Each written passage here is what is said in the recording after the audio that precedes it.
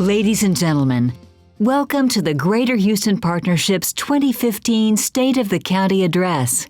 Please rise for the presentation of colors and the singing of our national anthem, performed by the Harris County Sheriff's Office Honor Guard, followed by the Pledge of Allegiance, led by Alberto Alvarado, former intern, Harris County Judge Emmett's office.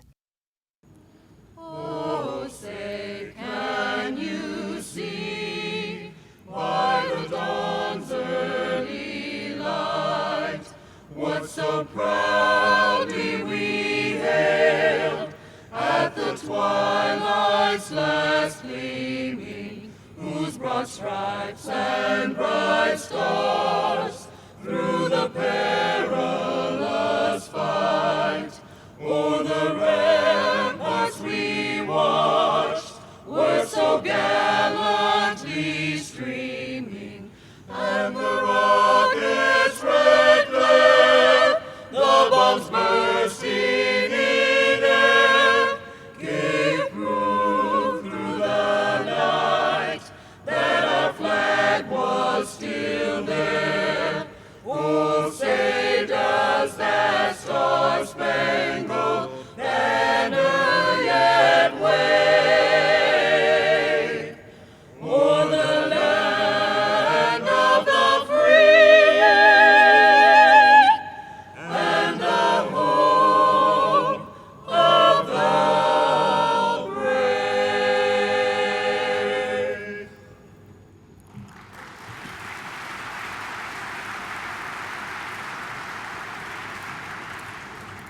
I pledge allegiance to the flag of the United States of America and to the republic for which it stands, one nation, under God, indivisible, liberty and justice for all.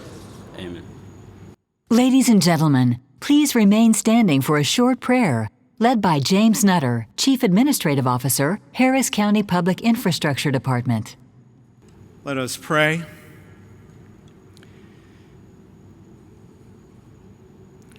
Most gracious God, we thank you for the gift of life and for all the blessings that you shower upon us.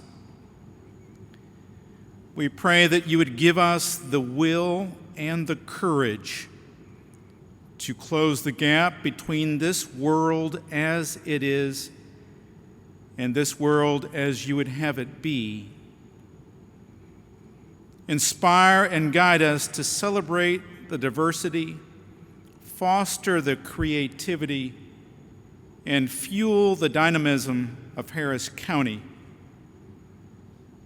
Give us generous hearts, inquisitive minds, and big dreams as we seek to honor the differences between us while also bringing out the very best in us for the safety, security, and well-being for all of our citizens.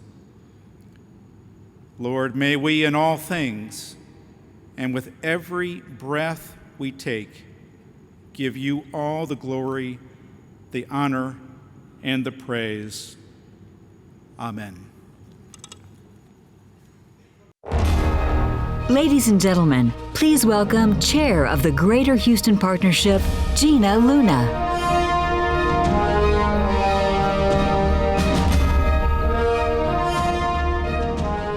Thank you. Please be seated.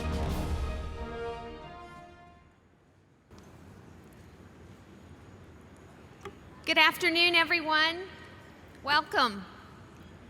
My name is Gina Luna, and I'm the 2015 Chair of the Greater Houston Partnership, and it is my pleasure to welcome you to the annual State of the County Address featuring the Honorable Judge Ed Emmett. Before we get started, I want to extend the thanks to the Harris County Sheriff's Honor Guard for presenting the colors and their wonderful rendition of the national anthem. Thanks also to Alberto Alvarado for leading us in the Pledge of Allegiance, and James Nutter for that nice invocation. And special thanks to our welcoming band, Rice University's Mariachi Luna Yena, who are Judge Emmett's guests today. And Judge Emmett, welcome. Thank you for being with us today. We appreciate your work and all that your staff do for the Houston region. I'd like to acknowledge our elected officials from Harris County that are joining us today. Jack Mormon, Commissioner Precinct 2, Jack Cagle, Commissioner Precinct 4, Vince Ryan, County Attorney, Stan Stannert, County Clerk, Devin Anderson, District Attorney, Chris Daniel, District Clerk, Mike Sullivan, County Tax Assessor Collector, Dale Korchinski, Justice of the Peace, Precinct 1, and Christopher Diaz, Constable, Precinct 2. Thank you all for being here today.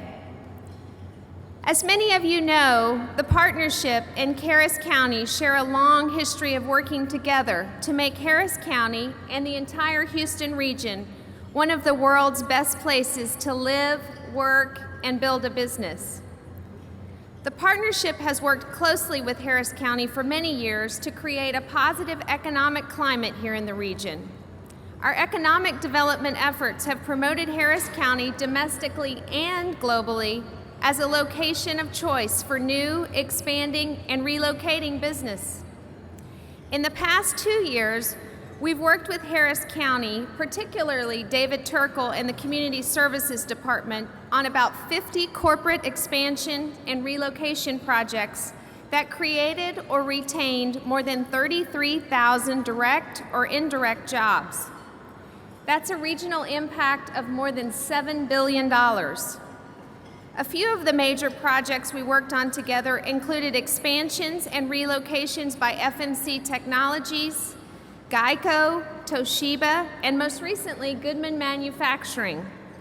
Goodman announced they will build a new 3.4 million square foot manufacturing facility in northwest Harris County that will create or retain 4,000 jobs.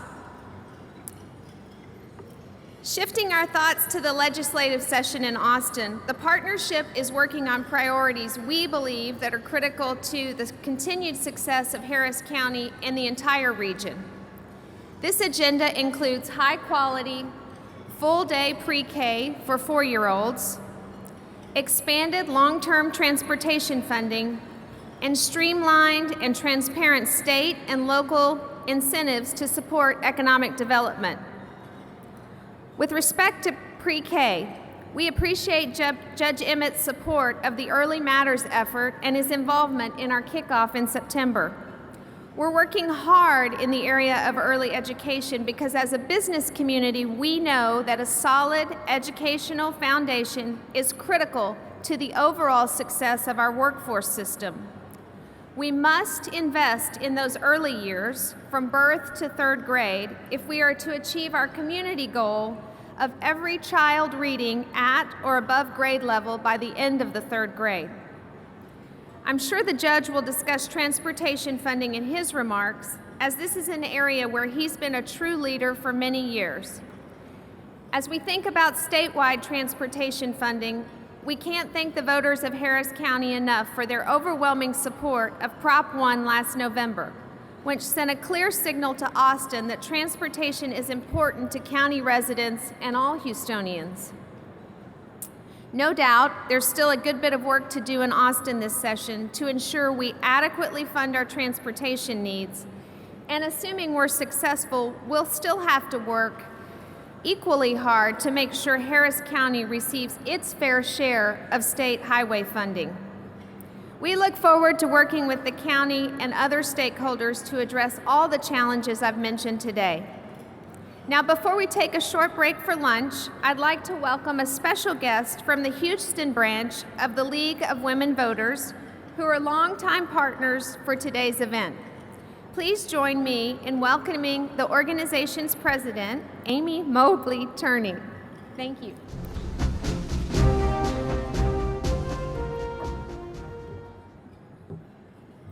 Thank you, Chairman, and thank you to the partnership for allowing us to participate in this luncheon.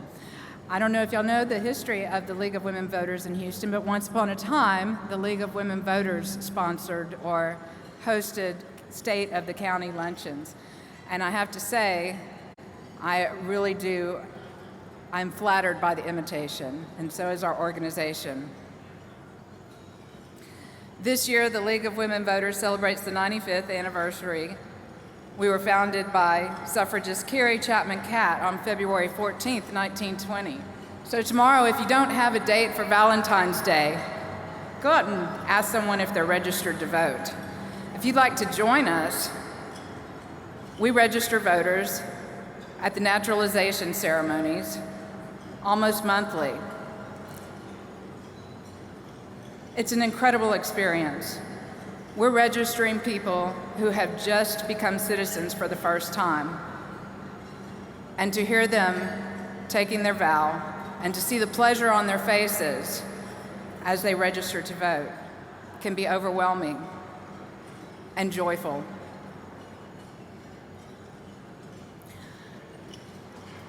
I would like to introduce the members of the League that are here today with us. We have Lera Moreno Garcia from the Garcia Law Firm, Lindsay Taylor Munoz from AT&T, Tom Berg from Mallet, Sapper & Berg. See, there's a man. Rita Hicks, board member at Leadership Houston and editor at Military Spouse JD Network. Chanya Johnson, 5-minute advocate. Lou Weaver from Texas Winds, and Sarah Schimmer from AAA Texas, and Darrell Douglas. We encourage civic participation, and I know that many of you may have followed the HERO ordinance. Just to give you an example, I testified right next to your president in favor of the HERO ordinance. The League of Women Voters actually took a unanimous vote that we wanted to support this ordinance. One of the people that I just introduced you may have seen in the news lately. If you've read our voter's guide on our website, you might have seen questions last year regarding grand jury selection and the way that the grand juries were handled in Harris County. There's been quite a bit of news lately about grand juries in Harris County, and one of the members that I just introduced has been a big mover and shaker in drawing attention to that. We teach people how to do things like this. Again, thank you for allowing me to speak. I did want to also let you know, in the past, for you veterans who used to get the directory of elected officials, we do have something in the works. Next year, we hope to have a little card for you that you'll be able to access it either through an app or on our League of Women Voters website. Y'all enjoy your dinner. Thank you. Ladies and gentlemen, please welcome the President and CEO of the Greater Houston Partnership, Bob Harvey. Hello, everyone. Good afternoon. I hope you've enjoyed your lunch, and of course, it goes without saying, feel free to keep eating. Before we move forward with this afternoon's program, please turn your attention to the brief video acknowledging our sponsors for today's events and also our elected officials and the Consular Corps. Ladies and gentlemen, the generous support of our members is essential to the success of the Greater Houston Partnership and allows us to continue our work of making Houston one of the world's best places to live, work, and build a business. Please join me in thanking today's State of the County Diamond sponsor, Chevron. Today's State of the County Gold Level sponsors are Andrews Kurth, Dannenbaum Engineering Corporation, Linebarger, Gogan, Blair & Sampson, LLP. Our State of the County Silver Level sponsors are AECOM, Amegy Bank, BBVA Compass, BP America, Inc., Centerpoint Energy, ExxonMobil Corporation, HDR Engineering, Inc., Houston Association of Realtors, Houston Contractors Association, Port of Houston Authority, Reliant, an NRG company, Traffic Engineers, Inc., UT Health, Wells Fargo, and Winstead PC. Today's VIP reception underwriter is Bracewell and Giuliani, LLP. Also thanks to our staging partner, JSAV, and our production partner since 2006, Vision Production Group. The Greater Houston Partnership would like to express sincere appreciation to the members of Houston's Consular Corps for everything they do to establish positive foreign relations between the Houston region and their respective countries. Their leadership is invaluable to building and maintaining our international network. The Greater Houston Partnership would also like to acknowledge our elected officials, the men and women who represent Houston at the local, state, and federal level. We look forward to continuing to work with all of our elected officials in 2015. Please join us in thanking all of our sponsors, members of the Consular Corps, and our elected officials for all that they do for our region.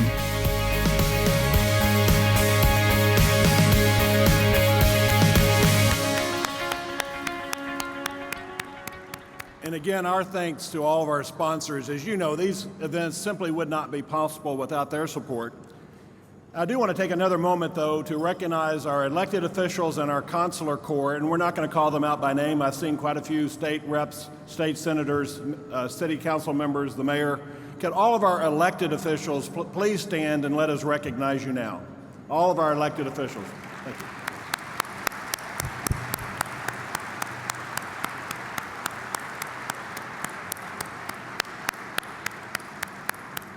Thank you for all you do.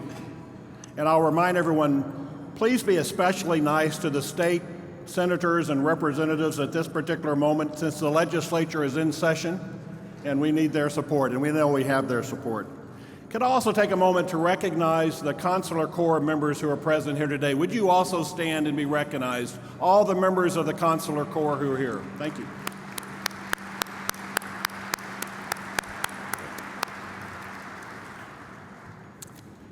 Before we continue, I did want to ask you to pull out your smartphones and add 2 upcoming events that I know you don't want to miss.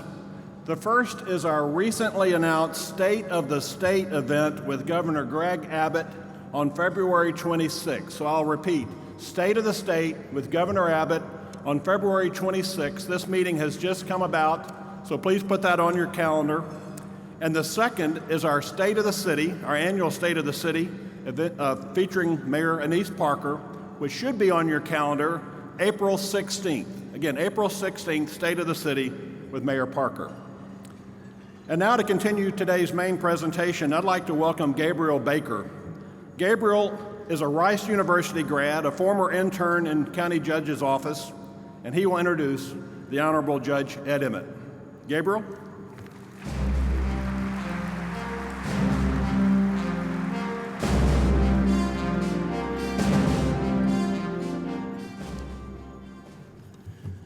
Good afternoon, everyone. It is truly a great pleasure and just an honor of mine just to stand before you today to say a few words before the judge takes the stage. Thanks again, Judge, for letting me take this role. It really means a lot to me. And so my name is Gabe Baker, as mentioned, or Gabriel Baker. I'm a recent Rice University graduate where I received my bachelor's degree in civil and environmental engineering. And I also was a proud member of and captain of the winningest Rice football team in school history. So that was a lot of fun.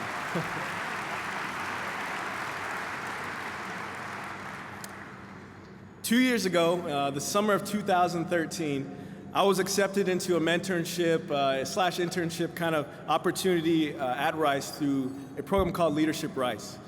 I had not been accepted the year before, so to have made the cut this time around was extremely exciting for me.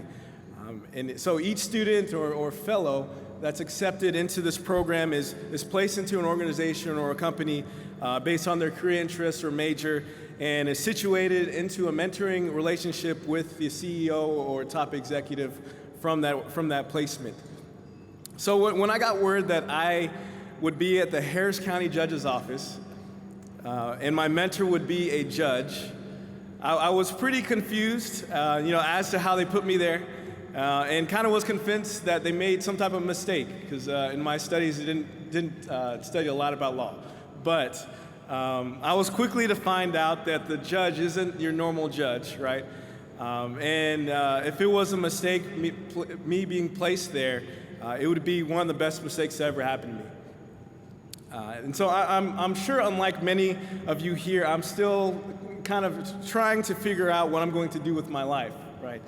And it didn't provide me any more security when not too long ago I actually mentioned it to Judge Emmett, and that I'm still in the process of finding my life's niche, at which he quickly agreed, and that he too is still trying to find his own niche.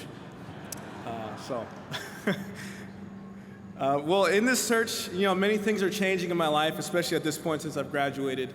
And in a sense, I feel a little bit like my dog, Sammy, so I want to tell you about him. So Sammy is a 12-year-old Jack Russell Terrier who has recently moved into my current apartment here in Houston. And he has never lived anywhere else but our home in San Antonio. So when this old but still energetic, mainly outside dog is forced into about a 1,200 square foot apartment, things don't go too well for him. And so the old saying, you can't teach an old dog new tricks, is definitely illustrated to its full extent. And as we walk him around the complex and whatnot, he's obviously a nervous wreck, and anxiously looking around, observing the surroundings, and occasionally marking his territory, right? Besides the marking of territory part, I too feel like my dog Sammy. As I navigate my way through this new portion of my life after college, just anxiously waiting to see what new things will come my way. And thankfully, since our general capacity to discern is much greater than that of a dog, we have the ability to adapt to the changes in our lives. And change is something that most try very hard to avoid, but it is a reality that everyone inevitably faces. And definitely as an athlete, for those fellow athletes in here as well, it's usually emphasizing that every day you are either getting better or you're getting worse, right? You're always kind of in a state of flux. And so the best way I have seen to handle change is through 1, advice, 2, action, and 3, assurance. And so starting with assurance, I think while assurance may seem like a rather contradictory to the unpredictability of change, this assurance is more as a result of just my trust in God that things will work out as they're supposed to. And then moving over to action, I think it's an essential component to dealing with change, because change is often a scary thing, and action is the remedy to fear. Advice. And this advice is just as vital as all the aforementioned components because of its weight that it holds in the actions you take. And so in this advice part of my dealing with my changing life, and as well as the changing aspects of the county, this is where the role of Judge Emmett comes in. And so Judge Emmett has definitely been an indispensable resource and just a great example of a leader for me in my life. And outside of him being a Rice alum, one of the many things that I admire about the judge is his range of knowledge and professional experience. And so he's, from his bachelor degree from Rice in economics, to a master's in public affairs degree from UT Austin, to then being a member of the Texas House of Representatives and an international leader in transportation, just to name a few things.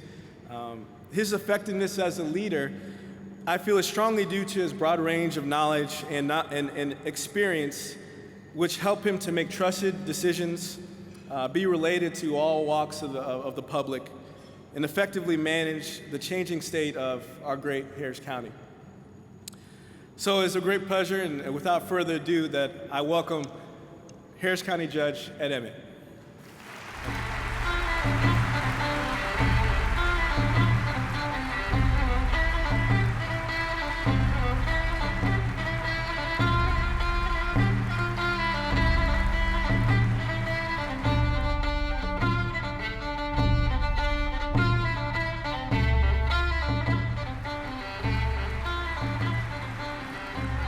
Please.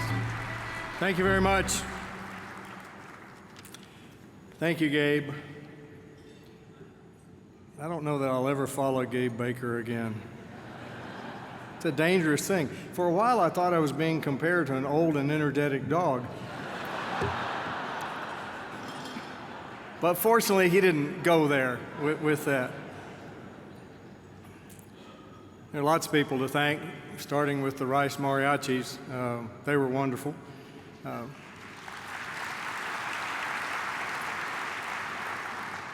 Sheriff's Honor Guard, Jim Nutter, Albert Alvarado, and of course, thank you to the Greater Houston Partnership and the League of Women Voters for once again sponsoring a State of the County. And on behalf of Harris County, it's my pleasure to welcome you to NRG, a county facility, home of the Houston Livestock Show and Rodeo and the Houston Texans and many other events and groups. You know, this is the 8th time I've had the opportunity to deliver a State of the County address. Previous speeches have focused on finances, people, places, and a variety of topics that seemed pertinent at the time. Today, though, I've come to the realization that sometimes it's necessary to step back and have a broader perspective. Because the state of the county, it really isn't ever a state. It's really a state of constant change. Like it or not, all of us involved in Harris County government are managers of change. And that change starts with people. You know, when I go to my office, I nearly always ride the public elevator up to the 9th floor, get off the elevator, go through these glass doors that have my name all over them, so I know who I am anyway when I'm walking in. Greet my staff, always with a smile, right, staff? And start my day. Once in a while, though, usually when nobody else is in the building, I turn in the other direction and I go to the hallway that leads to the commissioner's offices. And along that hallway are photos of men and women who have served as county judges and county commissioners previously. What would they think of Harris County today? What were their plans for the county?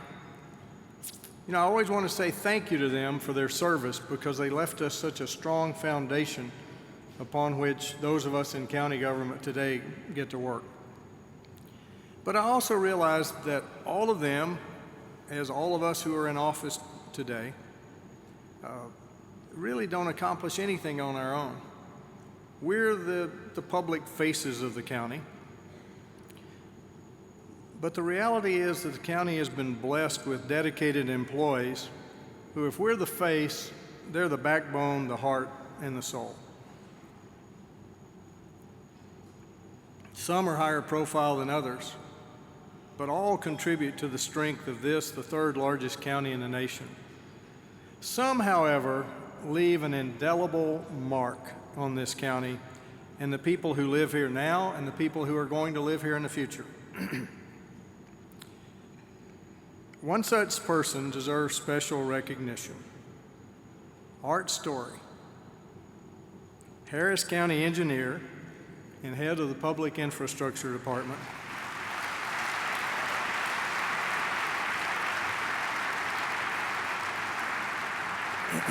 Art retired on January 31st, and in more ways than the public will ever realize, Art shaped Harris County. His intellect, honesty, and temperament made him what I would call a touchstone for all of us decision makers. Heck, Art even managed to resurrect my tennis game. Jo Story, Art's wife of 57 years come Sunday, is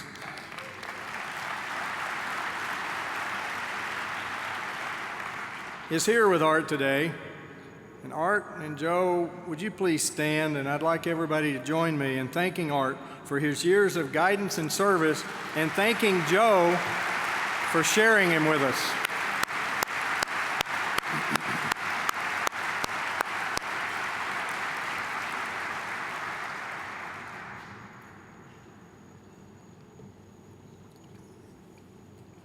Now, as Art leaves county government, just as when those folks in the photos lining the hallways left. Others are going to step in. That is why I asked Gabe Baker, a recent graduate of Rice University, to introduce me today, and why I asked Albert Alvarado, a Bel Air High School graduate and a student at the University of Houston, to lead today's Pledge of Allegiance. And that is why I have a number of our other interns here with us today, and I'd like to ask them to stand. Where are the interns? Stand up.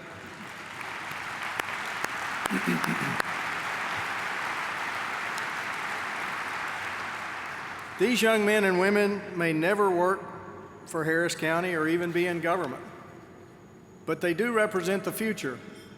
And just as previous generations passed the levers of government to us, we will happily pass them along to the next generation. That is why managing change is so important.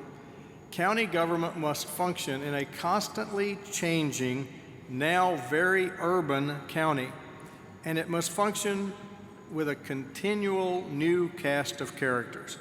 Think of the vast array of topics facing Harris County: transportation, criminal justice, healthcare, taxes and finance, buildings, parks, education, intergovernmental relations, elections, race relations, public housing, and emergency management. The list is long, and priorities are ever changing. Never forget, though, that how these issues are addressed by the county government is constrained by the state government, for we can only do what is permitted by the state of Texas. Harris County is an arm of the state. Financially, Harris County is sound, AAA bond rating. We have no looming financial crisis such as unfunded pensions because our system's different. And our ad valorem tax rate remains unchanged since 2007, when it was actually reduced by a full penny, the largest tax cut ever approved in Harris County. Many people are unaware that the county receives no general sales tax revenue. Given our need to keep up with rapid growth, that's why I get concerned when legislators in Austin propose arbitrary limits on county revenue or spending. Several states have tried such an approach, and they discovered that good sound bites can irreparably harm the economy of a state or a locality.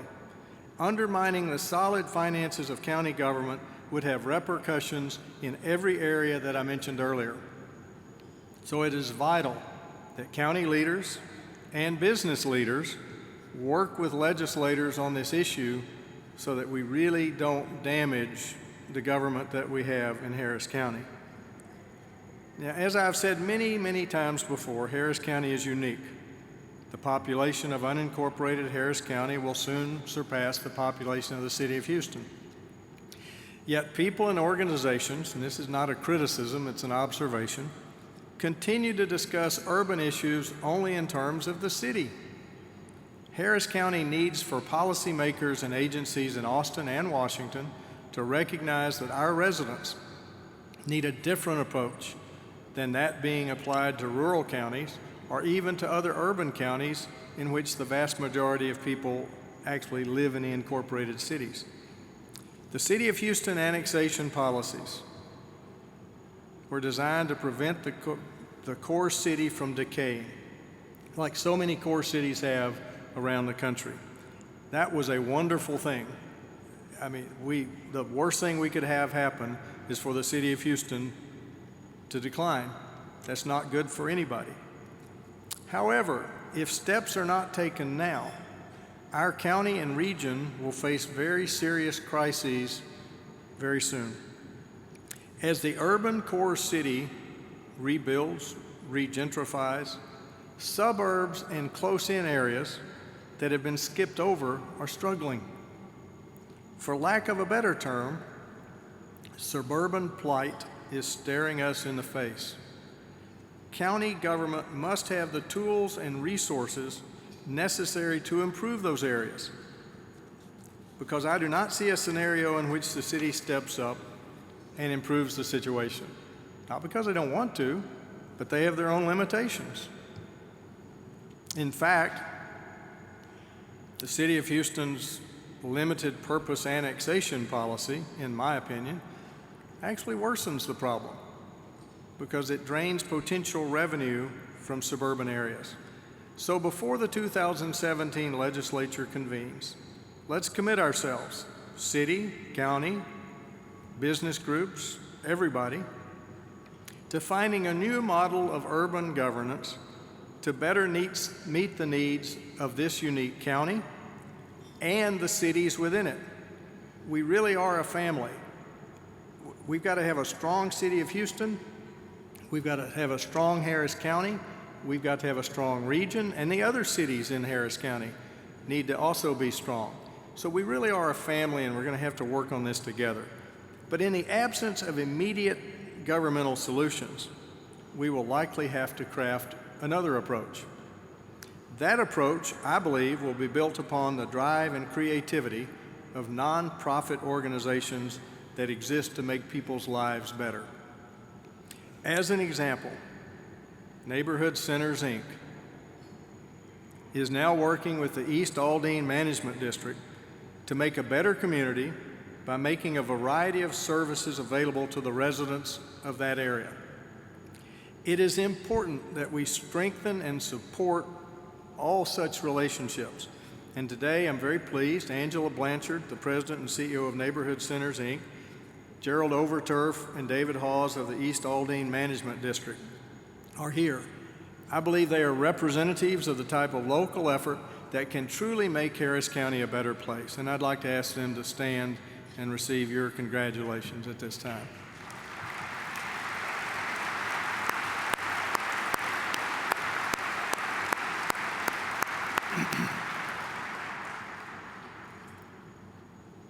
Within the changing framework of responsibility created by the rapid urbanization of unincorporated Harris County, two particular needs stand out: indigent health care, including mental health, and transportation infrastructure. Both of these can only be addressed through more support from the state of Texas and through new strategies and partnerships. Health care across the board has become a politicized topic. For most residents of Harris County, health care is a matter of insurance premiums, level of care, choice of doctors, and yes, politics. For those who are unemployed and uninsured, or those who are part of the working uninsured or underinsured, health care is a confusing maze. I can say that. I have a very well-educated son who just went through the process of trying to sort all that out. And it was tough, just figuring out what to do. In speeches, testimony, and conversations, I have pointed to the fact repeatedly that much indigent health care in Harris County is paid for by the property tax payers. It is also heavily subsidized by private hospitals, both nonprofit and for-profit. And then there are many providers, such as El Centro de Corazon and Vecino, that are doing great work around the county, but they can only do so much. Texans' tax dollars are not coming back to our state and county to provide relief to local taxpayers and support for these providers. That is simply wrong.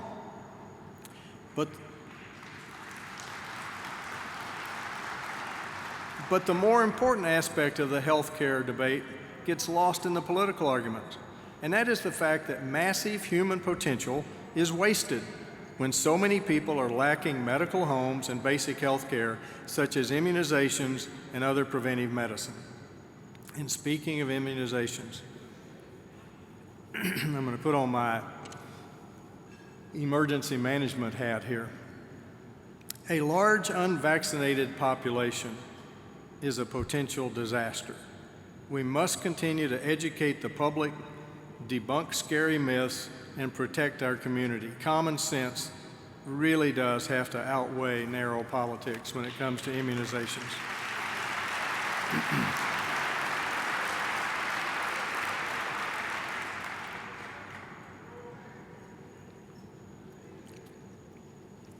Perhaps it's time to re-examine the basic approach that we take to indigent health care. The Harris County Hospital District, now known as Harris Health, defines indigent as 200% of the federal poverty level. Surrounding counties define indigent as low as 21%. There needs to be a uniform definition. Maybe we start with 138%, which is a figure that's actually used in the Affordable Care Act. But beyond uniformity, other basic changes would be helpful. I ask the question, should indigent health care really be a responsibility solely of the county? Or is it time for the state to establish regional health care systems that support public and private clinics and hospitals and programs, while making sure that facilities such as trauma centers remain first class? You know, the basic design of indigent health care was done in the 60s in Harris County. That's 50 years ago. It's time to look at it, and it's time for the state to step up and start that process. Of course, I can't talk about Harris County and healthcare without focusing on mental health. I and others have pointed out repeatedly that the largest mental health facility in the state of Texas is the Harris County Jail. Thanks to the efforts of the 2013 legislature, a pilot program has been established to develop a jail diversion program to remove the so-called frequent flyers from the criminal justice system and get them the mental health attention they need. But much more is required. The Harris County Psychiatric Center, jointly owned by the county and the state, has 274 beds.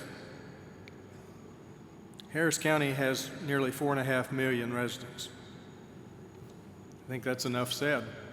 274 beds for 4.5 million residents.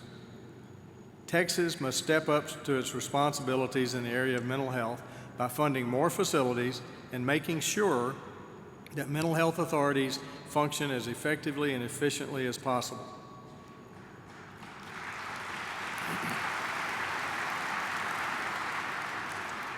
With regard to transportation infrastructure, the problem is obvious.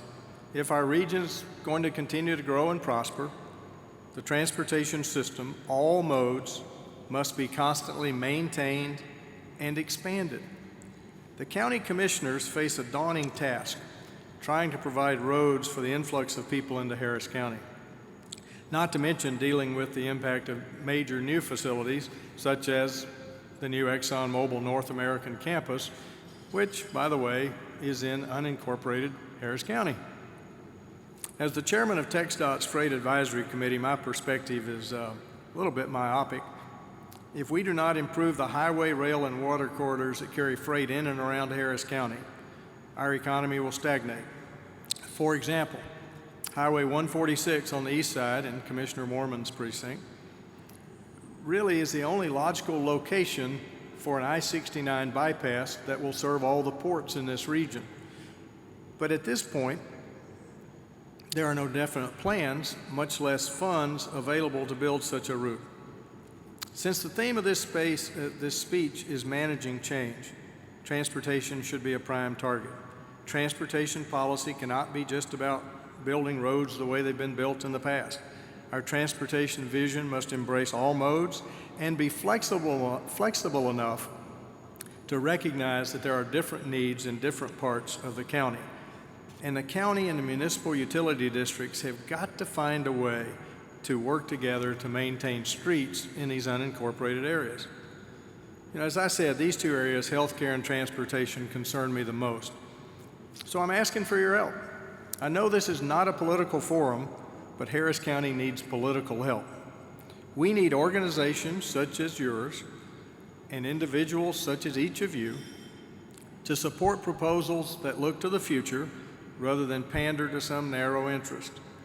Even more importantly, we need November voters to engage in the primary process.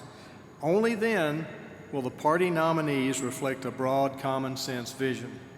So, League of Women Voters, whatever we can do to help, we've got to get people to understand that a lot of decisions are made in the primaries, and we've got to get people to go vote. And I'm not telling you which primary, either primary, but don't wait to November and think that you've done your civic duty, because you haven't. There are 3 more topics I want to mention. Harris County is a partner in TranStar. It's the building that, after a recent expansion, houses the premier emergency operations center in the nation. Harris County, TxDOT, the City of Houston, and Metro jointly manage the TranStar facility. The 20-year interlocal agreement expires next year. TransStar was originally built for traffic management and monitoring flooding, but it has become so much more. It is now a great example of cooperation that should be a model for government to follow in other areas. It is an investment in the security and safety of area residents. I mentioned TransStar and Harris County's Office of Emergency Management because they are relatively unknown until a major emergency challenges us. And then everybody goes, oh, look, it's TransStar. As a community, we need to continue supporting TransStar and pool our resources to make sure that its technology and responsiveness is always top tier. Unlike emergency management, which is a clear responsibility of the county, other issues challenge the county in new ways. In the summer and fall of 2013, there was a well-intentioned, but I think misguided effort to create a new early childhood education program in Harris County. After being determined to be illegal, that effort has now been replaced by a new effort known as Early Matters. I strongly support that effort. I wish that effort well, and I hope the legislators here pay full attention to the folks that are trying to promote Early Matters.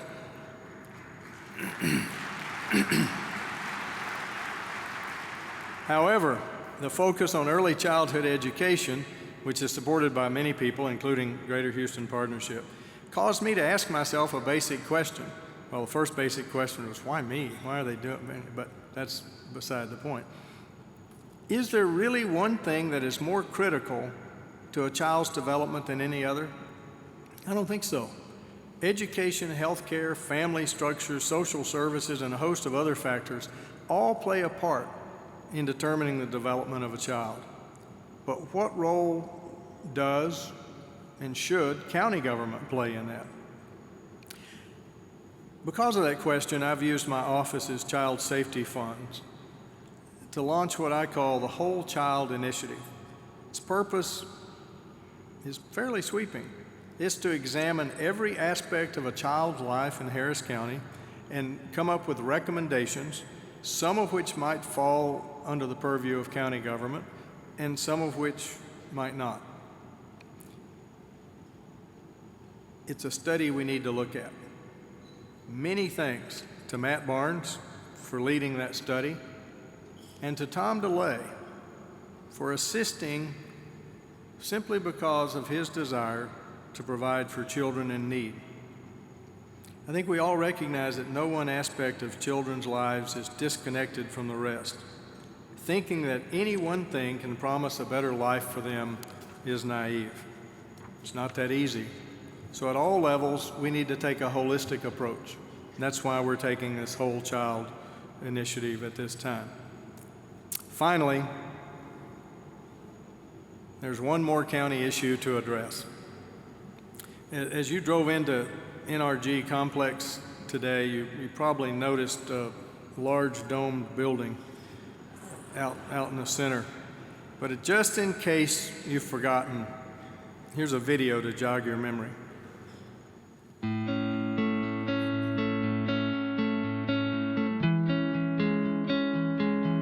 When the Harris County Dome Stadium opened to the public on April 9th, 1965, the eyes of the world focused on Texas. It was the largest structure of its kind anywhere and the world's first dome stadium. The New York Times called it the most important, distinctive, and influential stadium ever built in the United States. And they were right. The Astrodome, with its long lists of firsts, including the first animated scoreboard, the first skyboxes, and the first artificial turf, changed the way sports were played. Presidents, kings, astronauts, and cowboys. Everyone wanted to see the eighth wonder of the world. People gathered in the tens of thousands for Major League Baseball, NFL football, boxing, motorsports, concerts, and other entertainment events.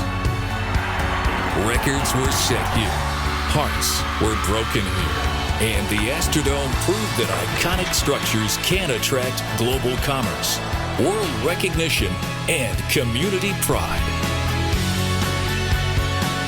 It did it then, and it will again.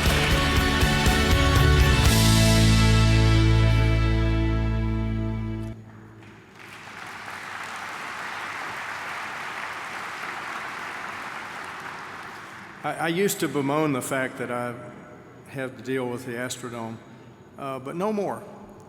After hearing from thousands of people, not all of whom want to keep the dome, I hasten to add, I'm now thoroughly convinced that it would be a colossal mistake to not use the asset known as the dome.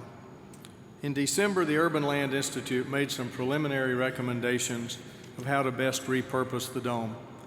Their final report is due very soon, but a visionary concept is taking shape that will feature green space, additional parking, and a myriad of venues and activities that will not only bring life to the building, but will revitalize this part of town, be of benefit to both the rodeo and the Texans, and will be seen worldwide as an example of our positive, can-do attitude.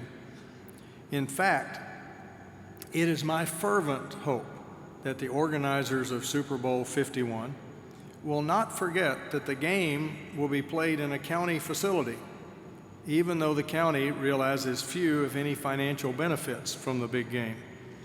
In fact, Harris County will incur costs for security, emergency preparation, and other matters important to having a successful event.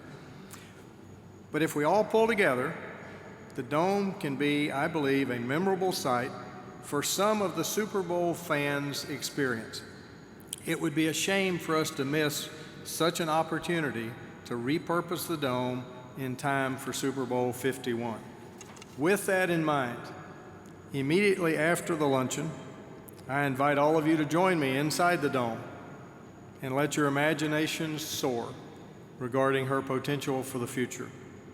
We have buses waiting outside to deliver you right to the Astrodome floor for a brief visit, and then the buses will bring you back over here to NRG Center.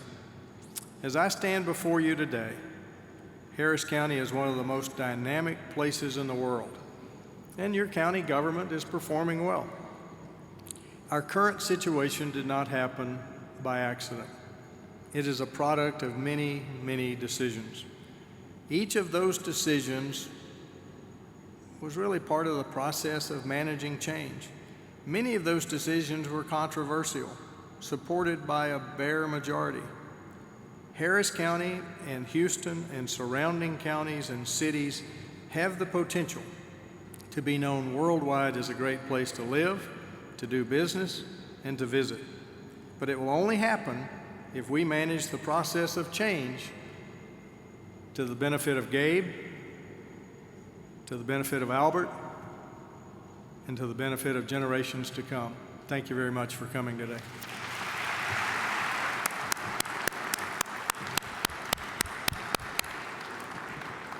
Let me just conclude by saying that the themes of the partnership this year are to focus on substance and to make a difference, to have an impact. And I want to thank County Judge Ed Emmett for a substantive set of remarks and focused on impact. Thank you, Judge Emmett.